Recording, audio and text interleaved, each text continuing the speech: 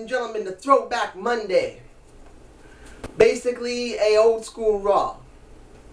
Now, I'm going to ask you this, and you guys tell me below. Do you believe they hyped up Royal Rumble in this show? To be honest, it wasn't that strong of a hype. And I'm going to say my thoughts about what they could have done at the end of this review. Now, I'm going to get rid of the stuff I really didn't care that much about. Divas match. Bellas versus Alicia Fox and Oksana. Oksana won, but this gives you a question that Nikki Bella's been the one that's been jobbing lately. And you wonder, what is going on with her man, John Cena, for the simple fact that John is the one that looks like he's been giving her opportunities. I could be wrong about this. You guys tell me below. But honestly, she's been jobbing a lot. Either she's gone out of someone's graces. I'm not being disrespectful, ladies. That's how some people think in the wrestling business. Look at what happened with Melina. To get somewhere, she sucked a lot of dick. But in this case, I'm not saying that Nikki Bella is not screwing around behind John Cena's back. It's just that maybe now she's not with him anymore. And that might be giving a problem for her, particularly when it comes to working in the back. In other words, trying to get somewhere. Next thing I didn't really care about. Sin Cara and ADR. ADR's had no interest for at least 6 months. So they're trying to hype him for for Royal Rumble. I understand that and I got no problem with it. But when you see it, ladies and gentlemen, here's the problem. Because he's had no storyline since Dolph Ziggler that was interesting. They have not really done anything interesting to have him in another storyline. Maybe if he was helping someone else.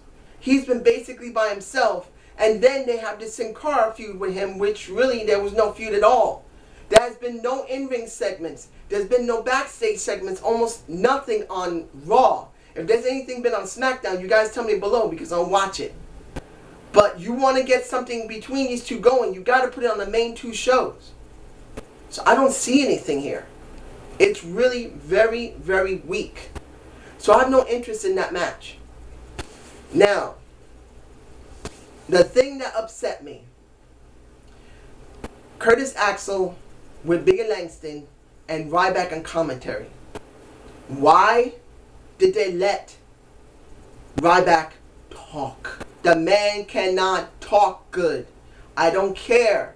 He sounds terrible. He didn't do that bully thing very well. He didn't do that well with Paul Heyman. So why? Next, Curtis Axel has been buried because of what happened with the feud between CM Punk and Paul Heyman. So I have not had any interest no matter what. The person I do care about, they're not pushing the way they should be pushing. And that's Biggie Langston. Right now we may have a Biggie Langston Ryback feud, but do I care? Not really. I don't care about Ryback at all. And I don't want to see Biggie Langston deal with Ryback if there isn't some type of interest. Ryback isn't a strong character anymore, so there's nothing there.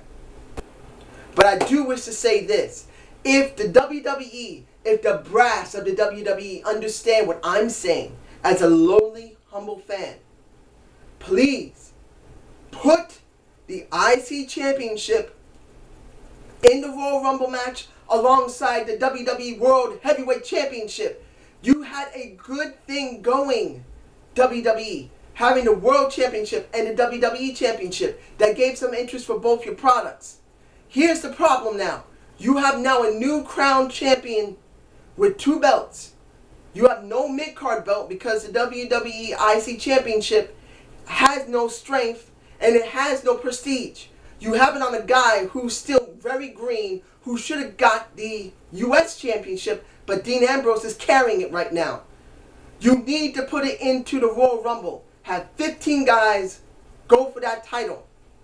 Then at least by the time we get to WrestleMania, even if it's 2 weak, unnamed people, at least you spend 3 months trying to build each of them.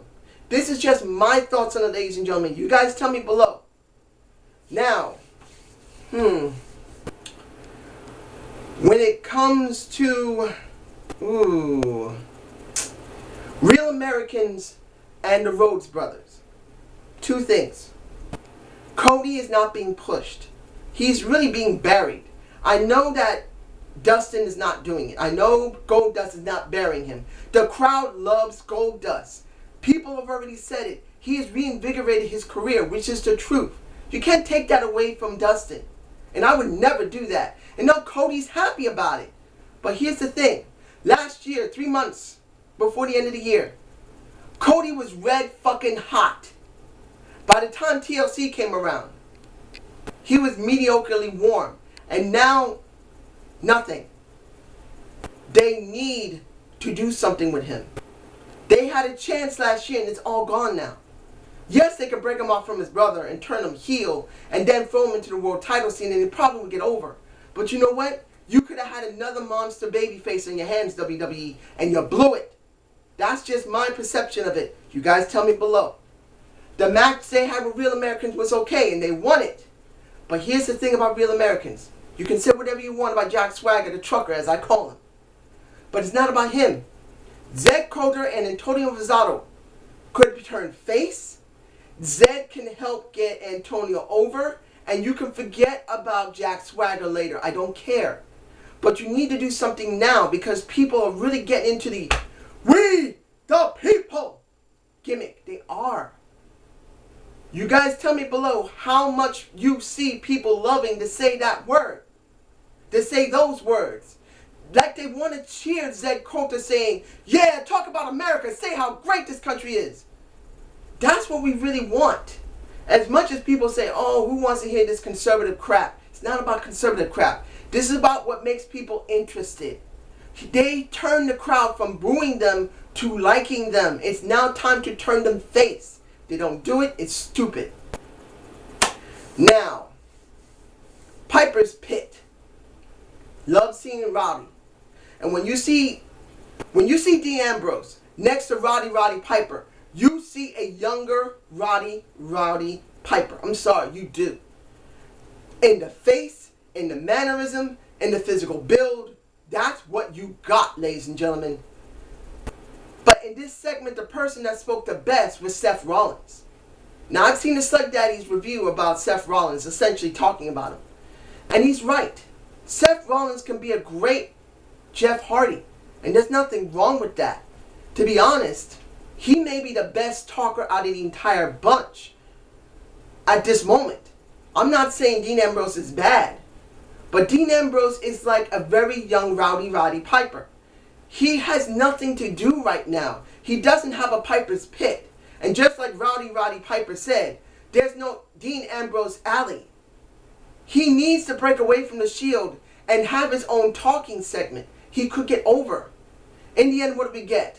We get the Road Dogg and CM Punk coming out. Kicking ass, taking names, and pretty much Roddy Piper put over CM Punk. I didn't mind hearing CM Punk get put over by Roddy Piper. But when it comes to the match of Punk versus Roman Reigns, I just feel sorry for Punk because they have nothing for him to do. He literally has nothing to do but work with 3 guys that need to break apart, and he's going to reciprocate it in some form or fashion. If that was needed, why didn't John Cena do it? Why didn't Ryback do it? Why? Why couldn't one of them have done it already? It wouldn't have made any difference at the time. But here with CM Punk, people want CM Punk, and there's just nothing for him to do. In the end, Roman Reigns wins with help. But I don't think neither side won. There was nothing really substantial.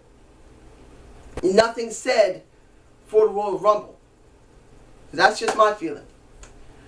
Now, here's the match I don't understand. Why they're still doing this. Great Khali with Rundin Singh by his side. Rundin Singh, sorry. And Damian Sandow with the ref that was chosen, which was either Mr. Bob Backlund, that was the one I was voting for. Sergeant Slaughter, I love them, but I wanted Mr. Bob Backlund. And the Enforcer, Art Anderson, baby. It was Sergeant Slaughter they voted for, which I understand. But I wanted to see people get the cross-faced chicken wing put on their fucking asses, man. I wanted to see that shit.